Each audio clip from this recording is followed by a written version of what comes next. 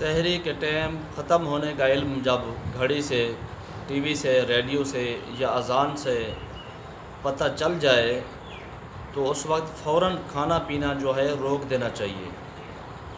بعض لوگ ایسا کرتے ہیں کہ اذان کے ختم ہونے تک کھاتے پیتے رہتے ہیں، تو یاد رکھیں اذان جو ہے وہ سحری کا ٹائم ختم ہونے پر دی جاتی ہے۔ جب سحری کا ٹائم ختم ہوتا ہے اس وقت اذان کا ٹائم شروع ہوتا ہے، تو سحری کے ٹائم ختم ہونے پر اذان دی جاتی ہے۔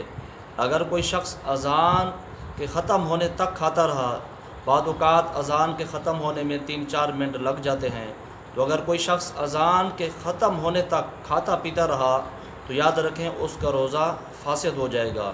اس سے ہمیں احتیاط کرنی چاہیے۔ بہت سارے لوگ جو ہیں اس مسئلے سے غافل ہیں، وہ اذان کے ختم ہونے تک کھاتے پیتے رہتے ہیں۔ وہ سمجھتے ہیں کہ جب تک اذان ختم نہیں ہوتی اس وقت سحری کا ٹائم باقی ہے، حالانکہ ایسا نہیں ہے۔ جب بھی اذان کا ٹائم شروع ہوتا ہے، جب بھی اذان شروع ہوتی ہے اس وقت سحری کا ٹائم ختم ہو جاتا ہے۔